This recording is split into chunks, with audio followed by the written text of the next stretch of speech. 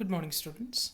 Let us begin with another video lecture on the topic matter in our surrounding. As we all know that Zoom app is banned by the government and suggested not to use. So we are again moving towards this video lectures. Okay. So in this sequence, let us study about the what is melting. Okay, or what is fusion. Melting is also called as fusion. So on the last Zoom meeting, we have seen the parts of this chapter about change in state. Okay, then properties of different states of matter. Okay, so uh, next point is what is melting, or that is also called as fusion. Okay, what is melting, or that is also called as fusion. So this melting is nothing but when solid is heated, the particles of solid starts vibrating with the greater speed. Okay, when particles of solid receives the kinetic energy, they start vibrating on their position. So when they start vibrating on their position, see, they start moving with the greater force. Okay, they start moving with the greater force and they start moving freely. So then the temperature, when they reach at the particular temperature, when these particles of the solid, when they reach at the particular temperature, they start moving far away from each other, and that's where the liquid state comes. And this temperature at which these particles goes far away, that causes the melting or the fusion of solids. Okay, so that is nothing but a fusion, we call it fusion. So the temperature at which solids start moving towards the liquid state, or the temperature at which the fusion takes place or the melting takes place, that temperature is called as melting point. For example, water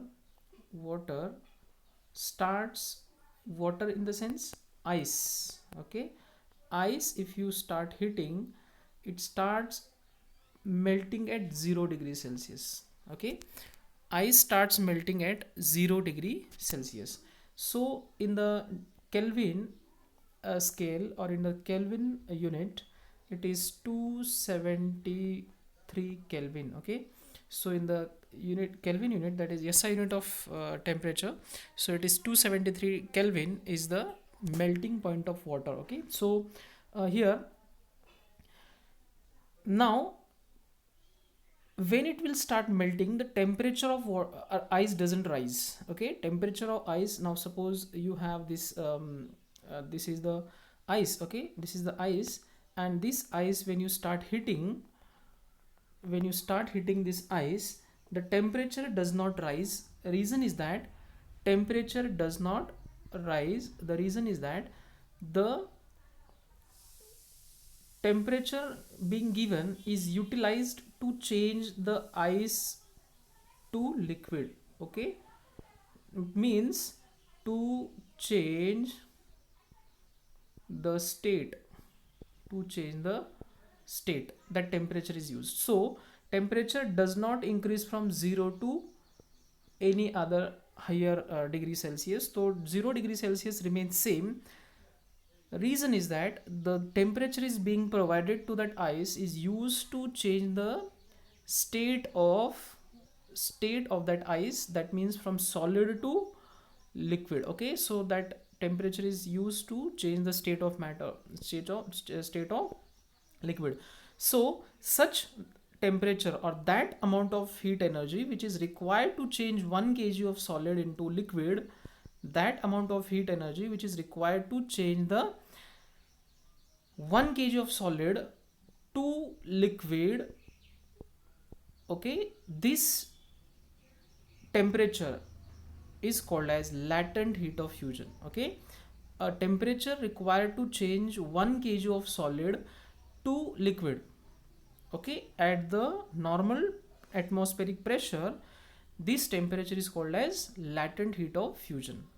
Okay, latent means hidden. Latent का मतलब होता है hidden. Okay, so that hidden heat, that is the latent heat, okay, which is being utilized to change the state of ice into liquid. Okay, so let us move to the next. Now if you see, this is the assembly which we need to which we are going to heat. So if you take this is the ice. What is this? Ice. So this is the thermometer. This is the thermometer. This thermometer, when inserted in the ice, it shows the 0 degree Celsius. You can see here, notice that it is showing the 0 degree temperature. So unless these entire ice converts into liquid,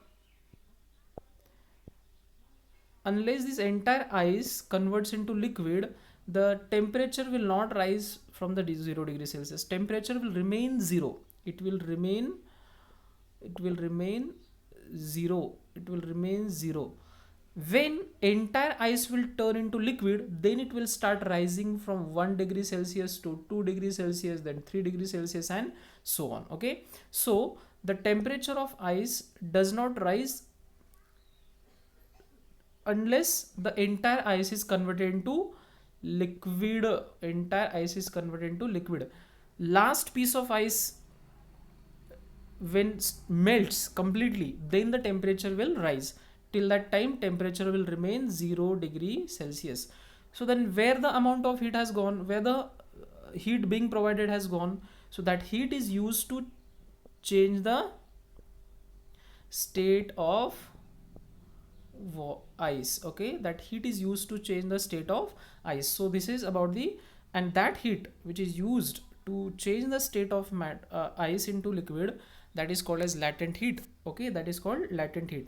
So when if you see, when hailstorm takes place, when hailstorms,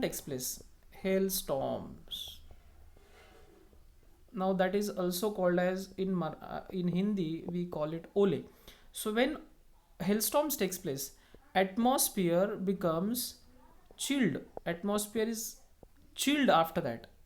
After hailstorm, the atmosphere suddenly chilled. Reason why? Reason. What is the reason behind it? So the reason is that when hailstorm takes place, the hailstorm is actually ice cubes. Okay, small ice cubes, they fall on the ground. Okay, when these ice cubes are falling on the ground, okay, these ice cubes, when they fall on the ground, they absorb. Now actually this is a solid state. What is this? Solid state. And when they fall on the ground, they change into liquid. But to change the solid from solid into liquid, it requires the heat. Okay, for melting purpose it requires the heat. So where this heat is taken from? This heat is taken from the atmosphere. And when heat is received from the atmosphere, now to change the solid from solid to liquid, it actually absorbs the latent heat. Okay, from the atmosphere. And that latent heat is called as, from the actually from the air, that is from the atmosphere. And atmospheric heat is absorbed by the ice cubes, that is hailstorm, that is we call it Ole in English, sorry, in Hindi. So when that heat is absorbed, the atmosphere is becoming very cold, that is chilled. It gets chilled. Okay, so that's the reason that why the atmosphere becomes very cold after the hailstorm. Okay, I hope you got that ice cubes or that hails absorbs the heat from the air to get converted into liquid. Latent heat is absorbed, so that heat is, as it is absorbed from the air becomes very cold. Okay, so this is about the latent heat of fusion. Okay, now let's move to the next point, that is boiling. So what is boiling? Now boiling is nothing but, see, when we start hitting the liquid, so liquids change into vapors. Now these vapors are when these vapors formation takes place, what actually happens in the liquid? Okay, so let's see what happens in the liquid. Okay, see, in the liquid these particles are arranged like this. Okay, in the liquid particles are arranged like this. they have certain amount of or little bit spaces in them. So when they receive, when we heat them, when these particles are heated, they receive the kinetic energy. What receives? They receives the kinetic energy. When kinetic energy received by these particles, when kinetic energy is received by these particles, they start vibrating. They also start vibrating. So when they vibrate, they move away from each other. They move away from each other, and as they go away from each other, the distance between these particle increases. For example, these are the particles of these were the particles of liquid. This much was the distance, but now on heating, when they receives the kinetic energy is received by the particles, then they go away from each other, little bit spaces increases.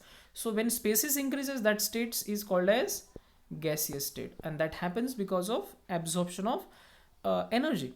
Now see here, what we need to understand. See, when a liquid is heated, particles begins to move even faster. When liquid is heated, particles begin to move even faster. Then at particular temperature, liquid begins to boil and changes into gas, that is vapors. Okay, and that temperature where liquid boils and forms the vapors is called as boiling point. So temperature at which liquid starts boiling and converts into vapors is called as boiling point. Okay, so the temperature, for example, if you take H2O, that is water, and if you start heating at exactly 100 degrees Celsius, that is 373 Kelvin, the water starts boiling. So that is the boiling point of water. Okay, water starts boiling exactly at 100 degrees Celsius. Okay, so this is the temperature, this is the boiling point of water. This is the boiling point of water. Now see, here it is written that 100 degrees Celsius or 373 Kelvin. Now 100 degrees Celsius is converted into 273 Kelvin. How it is? Because see, from degrees Celsius to Kelvin, when we want to do, we have to just add 273 in the Kelvin, so automatically it will be converted into Kelvin scale. Okay, so it's simple to convert the Celsius into Kelvin. So 100 plus 273, it becomes 373. So here this is the degree Kelvin. Okay, now see, here again there is another term, as we have seen latent heat of fusion. Here is latent heat of vaporization. Now what is the latent heat of vaporization? See, when we start heating the liquids, when we start heating the, suppose this is the liquid particle, and when we start heating it, when we start heating, so what happens when liquid starts boiling? When temperature becomes 100 degrees Celsius, as I told you just now, 100 degrees Celsius is the boiling point of water. So when boiling point is achieved, or when boiling point is achieved by the water, the temperature does not rise further. After that, temperature doesn't rise. Okay, if you put the thermometer here, temperature, when it will go to the 100 degrees Celsius, temperature will not rise after that. Why is it so? Now whatever heat is being given, it is used to change the liquid into gas. Whatever heat is given now, that is used to change the liquid into gas. So that heat, whatever heat is being given now, will not rise due to the change in state. Now here water is changing from liquid to gaseous state. So this change in state is carried out by the heat is being given now after the 100 degrees Celsius. So this amount of heat which is required to change 1 kg of liquid into gaseous state at normal atmospheric pressure is called as latent heat of vaporization. I hope you got this. What is it? The amount of heat, see, the amount of heat required to change 1 kg of liquid into gaseous state at atmospheric pressure, that is called latent heat of vaporization. Okay, so heat is not increasing because it is used, the temperature is not rising because it is, whatever temperature is being given, whatever heat is being given, that is used to change the liquid to gas. So this temperature or this amount of heat which is required to change 1 kg of liquid into gaseous state is called as latent heat of vaporization. Okay, so this is about the latent heat of vaporization, boiling and latent heat of vaporization. I hope this is clear. Okay, let's move to the, okay, now see here demonstration is given. This is a thermometer. Okay, thermometer is inserted inside the liquid. This is a beaker in which water is taken.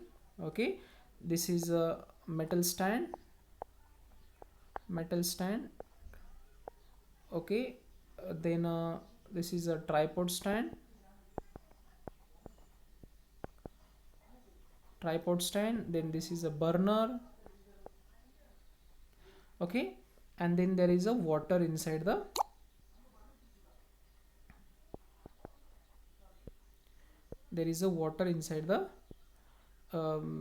this one beaker. Now when we start heating it, so when we start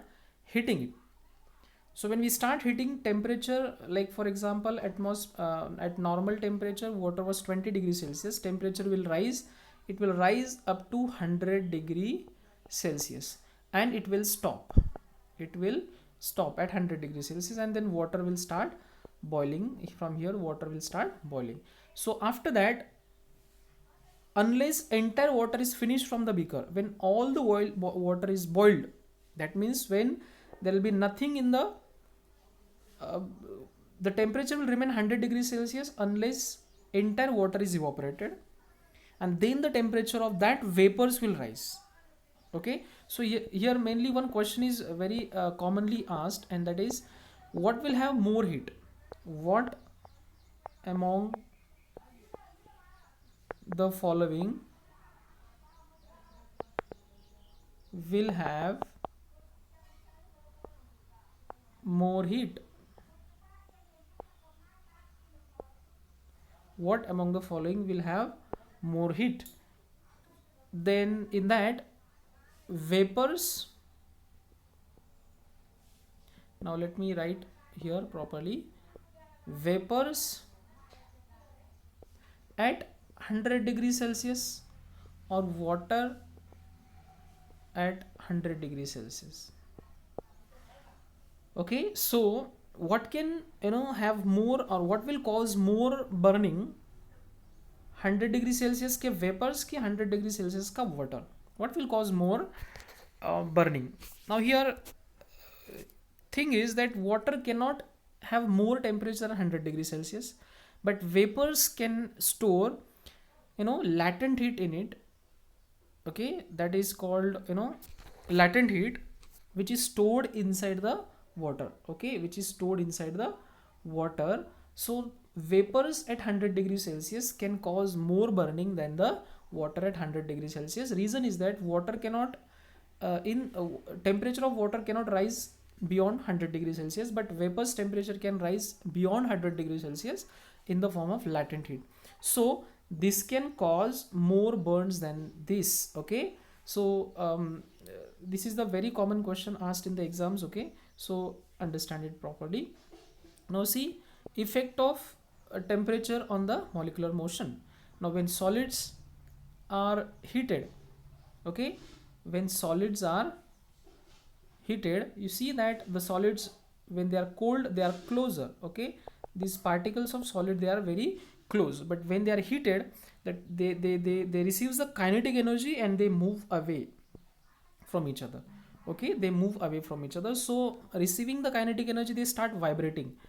On vibrating, they move away from each other, and then they go apart, they go away. Okay, and as they go away, they becomes liquid. Okay, so when, if you see, this is about the solid. Now what about the liquid? When liquids, now you can see there are little bit spaces are there, but when they are heated, on heating, okay, they also start vibrating and they move away, and that is nothing but a gaseous state. Okay, So this is solid, this is liquid. Now liquid when heated, they becomes gas. So this is the effect of temperature on the molecular motion of the particles. Okay, so let us move to the next point, which is again very important. Okay, and this is about the, now see, generally we see when solids are heated they becomes liquid, when liquids are heated they become gas. Generally we see that solids turn into liquid and then they turn into gas. But in most of the cases what we see is, or in few cases, not in most of cases, in case of camphor, in case of dry ice. Now you will see, sir, what is dry ice? Dry ice actually solid CO2. Dry ice is nothing but solid CO2.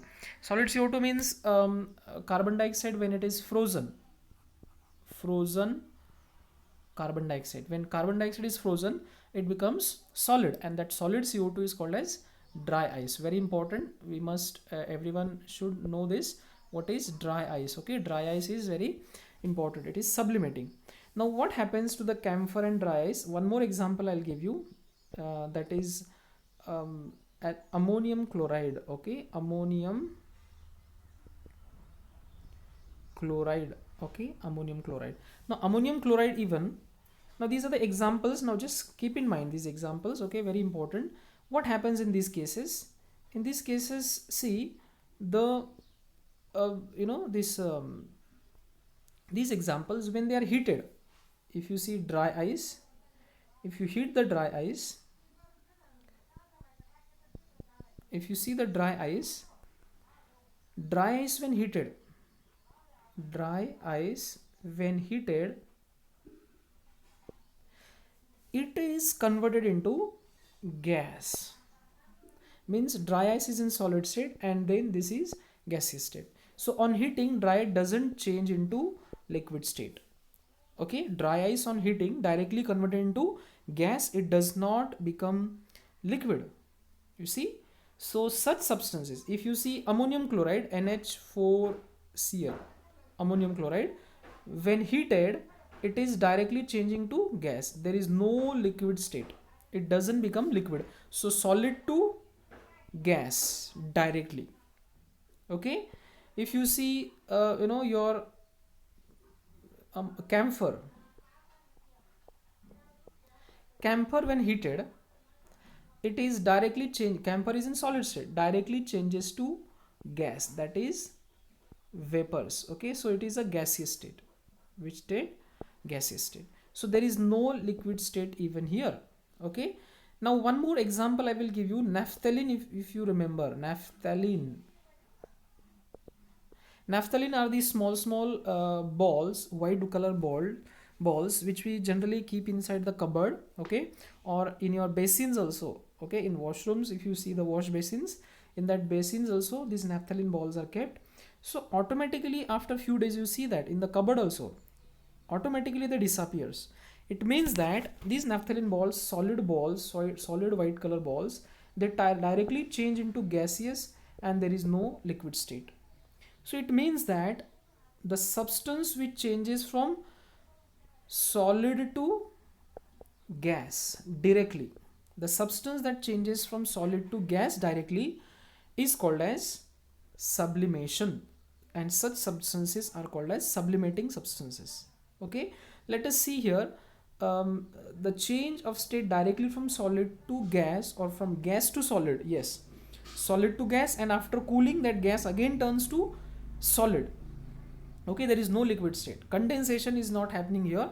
Directly from solid to gas, that is solid vaporizes and that gaseous form of sublimating substance directly freezes. So solid to gas, gas to solid, there is no liquid state here. Okay, so this is called as sublimation. The change in state directly from solid to gas or from gaseous to liquid is called as sublimating substances. Okay, so here I hope this definition is clear. Now we'll see one example here.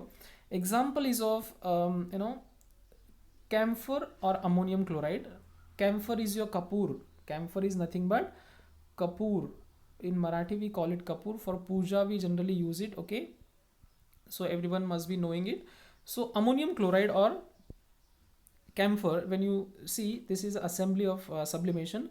Now there is a china dish. Okay, this is a china dish. In the china dish we have kept some ammonium chloride. It is a, ammonium chloride is a salt actually. It's salt means the mixture of ammonium hydroxide, NH4OH plus HCl. Now see, I'll write here properly. Now if you see NH4OH, that is ammonium hydroxide plus hydrochloric acid. So when this is heated, it is converted into NH4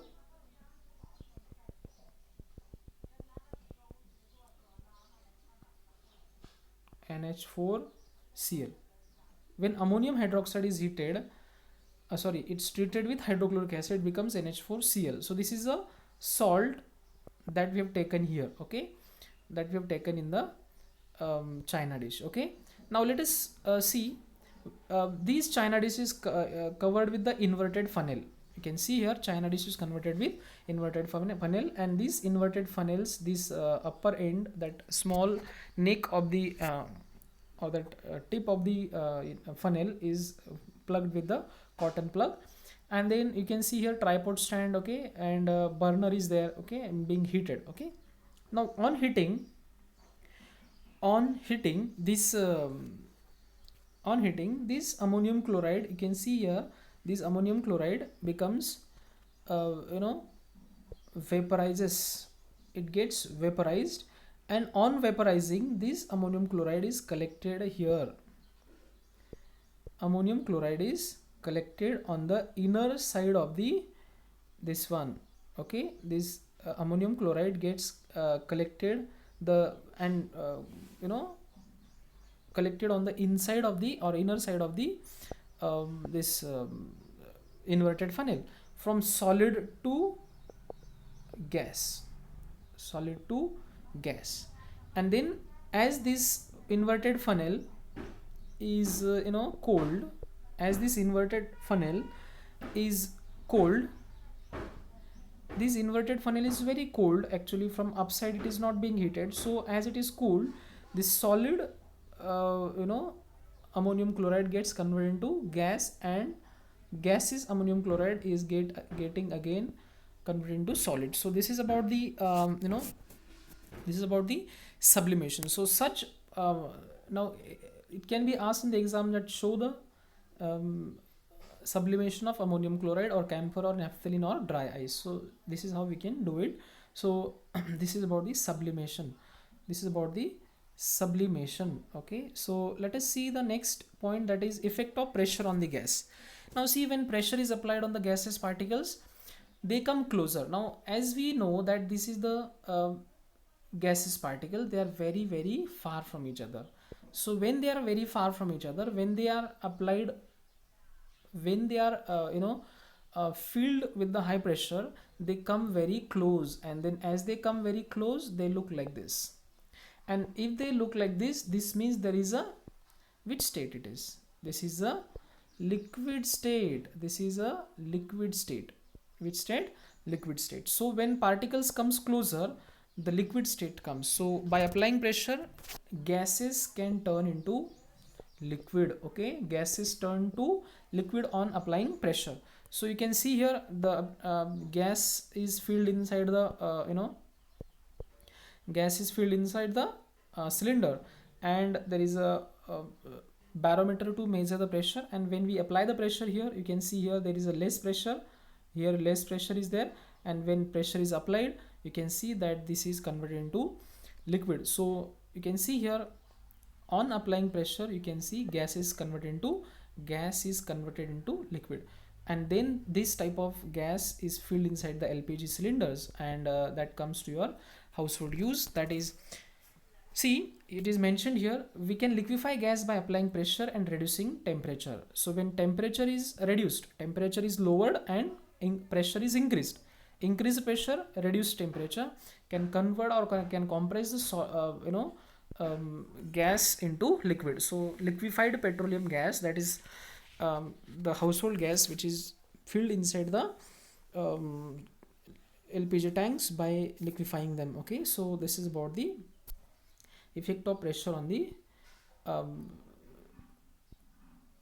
states of matters. Now see, interconversion of the three states of matter, interconversion of three states of matter. If you see solids, when solids are heated, when solids are heated, that is called solid. When turns into liquid, when solids turns to liquid, that is called as fusion, that is called as fusion. And when liquids are heated, they becomes gas. Now see here, when solids are heated, when solids are heated, they becomes liquid. And when liquids are heated, when liquids are heated, they becomes gas. And when gases are heated, when gases are heated, they becomes, sorry, when gases are cooled, not heated, when gases are cooled, okay, here cooling is there, so they directly turn into see here, gases to solid and solid to gas, that is called as sublimation. We have seen it before, just before some time we have seen that when gases are heated, that is called sublimation, sorry, gases are cooled, that is called sublimation. And when solids are heated, they turn directly to gas, that is sublimation process. Now if you go reverse from here, if you go reverse from here, this requires a cooling, this requires cooling, this requires to cool. So when gases are cooled, they are turning into liquid state, and that is called as condensation. When liquid turn to solid, that is called as solidification, or we also called it freezing. What we called it, freezing. If you keep the water in the refrigerator, it turn into ice, that process is called as freezing process, okay, or also called as solidification. These are the important terms that you must know, okay. Let us move to the next point, that is very important again, evaporation. What is it? Evaporation. Now what is evaporation? Now when liquid changes to gas, when liquid changes to gas, okay, now see here, the liquid particles are there, and when these liquid particles, they receives energy, the change of liquid into vapors at any temperature below its boiling point is called as evaporation, okay. The change of liquid into vapors at any temperature below its boiling point is called as evaporation. Now evaporation is a surface phenomenon. Now surface means what? It takes place at the surface. It will not happen that evaporation, suppose this is a container of water and it will start evaporating from here. No, it will start evaporating at the surface here, not here at the inside the liquid. So it is surface phenomenon. So evaporation is a surface phenomenon. Particles from the surface gain enough energy to overcome the force of attraction and the changes to vapor state. Now if you see, the particles are like this, in the liquid the particles are like this. So at the surface, the particles at the surface, they receive enough kinetic energy, and when they receive enough kinetic energy, the force between these two particles, that is attraction force, that is called intermolecular force of attraction. When enough kinetic energy is received, this force of attraction is broken down, and these particles start moving with the greater force away from the container. And as they move away from the container or out of the container in the gaseous form, that process is called as evaporation, that is called as evaporation. So this is about the evaporation. So let us see, there are some factors which play an important role in the process of evaporation. The rate of evaporation depends upon the surface area, temperature, humidity and wind speed. There are four factors. One is surface area, second is temperature, third is humidity, and fourth is wind speed. These are the fourth factor of the this one, your factors affecting on the evaporation, okay. Now see, here I will explain with the help of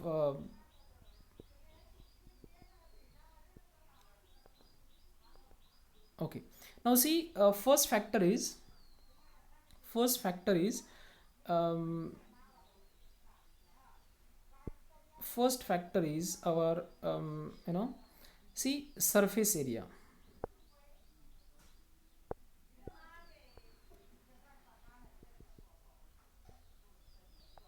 Surface area. Now if you take two containers, one is of like this and one is like this, and both are filled with 1 liter water. In both the containers, 1 liter water is filled. Okay, so what do you think, what will evaporate fast? Where the surface area is more. Now here there is this much is the surface area in this container, here there is this much surface area. So when they are kept in the same temperature, so you will find that when they are kept in the same temperature, you will find that the this water is getting evaporated faster. This water gets evaporated faster. Okay, so the reason is that the surface area is more. So when surface area increases, evaporation increases. Surface area increases, evaporation also increases. So surface area increases, evaporation also increases. This is the sign of increase. Okay, this is a sign of increase. So surface area increases, evaporation also increases. So this is the first factor of factors that affects the evaporation. Second factor is humidity. What? Humidity. Now what is the meaning of humidity? The moisture present in the air, moisture in the air is called as humidity. Okay, so if the air is having full of moisture, that is called wet air or humid air, and if the air is not having the moisture, that is called as dry air. So desert, if you go, desert is dry weather, we say. In the desert there is a dry weather, and if you go to the coastal area, it is the humid weather. So reason is that in coastal area humidity in the air is more, moisture in the air is more, so that is called as humid air. And when we go to the desert, or when we go to the away from the coastal area, the air is dry because there is less humidity in the how this humidity affects the this one, what we say, evaporation. So let us see that humidity when increases, when humidity increases, evaporation decreases. So they are inversely proportional. Humidity increases, so evaporation decreases. Okay, so if there is a humidity in the air, already the air is full of moisture. Already, suppose this is the air, it is having already this water particles, these water vapors are already present, and this air you have kept a wet cloth. In this air you have kept a wet cloth. So to evaporate, there is already percentage of moisture is already present in the air, so water will not evaporate because there is already vapors in the air. Air is already concentrated with lots of vapors, so there is no space to occupy more, what we say, to occupy more vapors. There is no space. Hence, if the air is humid, then the clothes doesn't dry faster because air is already rich in moisture.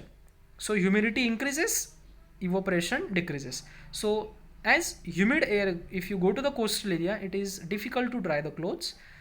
If the clothes take 1 hour to dry in the coastal area, it will dry in 15 minutes in the desert area. Okay, because the desert is dry air, and because desert is dry, so this desert absorbs this moisture very fast because less amount of vapors are there in the air. So humidity increases, evaporation decreases. Third factor is temperature. Now everybody know what is temperature. Temperature means the heat. Actually, when heat is increased, when heat increases, evaporation also increases. Okay, because heat provides the kinetic energy to the particles, and when kinetic energy is received by the particles, they gain the enough kinetic energy, force of attraction is broken, and then they move away. So this is how this temperature affects. So temperature increases, evaporation also increases. So temperature and evaporation are directly proportional to each other. One increases, other also increases. Okay, then let us go to the next fourth factor, that is wind speed. Wind speed. Now what is the wind speed? Wind speed is nothing but when it is stormy weather, or when there is a wind flowing faster. Okay, so it helps in the drying clothes. Okay, in winter season, if you see, in winter season what happens, Your mother keeps your clothes in front of fan. When there is no sunlight, mother dries clothes in front of fan. So in front of fan, the speed of wind is high. So that high speed wind or high speed air causes the evaporation. So this is the fourth factor, that wind speed increases. Wind speed increases, evaporation also increases. So one increases, other also increases. So wind speed increases the rate of evaporation. So these are the factors affecting on the evaporation. Let's move to the slides. That is factors affecting on the evaporation. Here also mentioned the rate of evaporation depends on these four factor. The increase in surface area increases the rate of evaporation, that we have seen earlier. Increase in temperature also increases the rate of evaporation. Increase in humidity decreases the rate of evaporation. So here one increases, other decreases. Okay, inversely proportional. Then another thing is, if you see the fourth factor, the wind speed increases, rate of evaporation also increases. So this is about the factors affecting. Question can be asked on this. Now here see demonstration of the evaporation phenomenon. So if you see, this is the liquid particle. These are the particles of liquid. These are the particles of liquid, and when it is being heated, as we know that is surface phenomenon. When surface phenomenon, it is itself is a surface phenomenon. So when it is being heated, these surface particle, they receive the enough kinetic energy. These surface particle, they receive enough kinetic energy and they break the force of attraction. They break the force of attraction between each other, and then they move away from each other, and that is nothing but your gaseous state. And when liquid turn into gaseous, that is called as evaporation. That is called as evaporation. That is called evaporation process. What we call it, evaporation. Okay, so this is about the evaporation process. Let us move to the next part. How this evaporation caused? See, those particles are having less energy. Those particles having less energy, they remain inside the container. Medium pulled back into water. Those particles having minimum kinetic energy, they are pulled back to the water, and those particles have high energy. Where they are having high energy? At the surface. As we know, evaporation is a surface phenomenon. So at the surface, the particles are having high kinetic energy, so they move away, and this is nothing but the evaporation. This is nothing but evaporation. So here evaporation, this is the process, how evaporation taking place. So see, next is again very important thing, that evaporation causes cooling. Next point is evaporation causes cooling. How does evaporation causes cooling? So when a liquid evaporates, the particles of the liquid absorbs heat from the surrounding and is evaporated. Now see, in front of your house, in the summer season, particularly in the summer season, when you sprinkle the water in front of your house, you feel cold. Okay, in summer, see, it's in hot summer, generally we sprinkle the water in front of our house. In the veranda, we sprinkle the water. So why is it so? Because as we sprinkle the water, it absorbs the heat from the atmosphere and gets evaporated. Okay, it absorbs the heat from the atmosphere and gets evaporated. So evaporation के लिए जो भी heat चाहिए होती है, वो atmosphere से absorb होती है.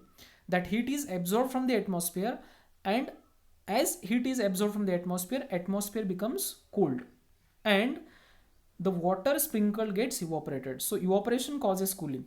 Or one more example I can give you here. Okay, the example of this one. If you take a frying pan, and if you sprinkle some water on it, so what happens? You see that it gets hot. Frying pan you have to take, first of all, hot frying pan you have to take, and then when we sprinkle water on it, it gets evaporated. Why is it so? The frying pan is hot. Whatever heat is present in the frying pan, it is absorbed by the water, and that heat is utilized to change the liquid into gas. That heat is used to change the liquid into gas, and that liquid gets evaporated, and as evaporation takes place, the frying pan gets cooled. So this is how the evaporation causes cooling. See, when a liquid evaporates, particles of liquid absorb heat energy from the surrounding and evaporate. So surrounding becomes cold. So here people sprinkle water on the roof of open ground, because during the evaporation, water absorbs water absorbs heat and that makes the surface cool. And during summer we sweat more because during the evaporation the sweat absorbs the heat from our body and making the body cool.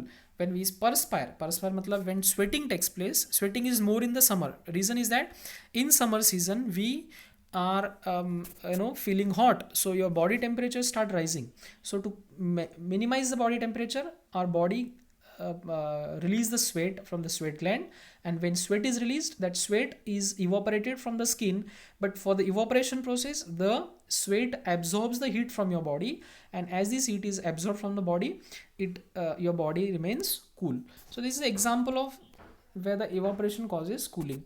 Wearing cotton clothes in the summer also keeps us cool because cotton absorbs the sweat, and when the sweat is evaporated, it absorbs the heat from our body and making the body cool. So cotton clothes are suggested to wear in the summer season. Reason is that your body remains cool, okay, as this sweat is absorbed by the cotton clothes. Now how your evaporative cooling works, okay.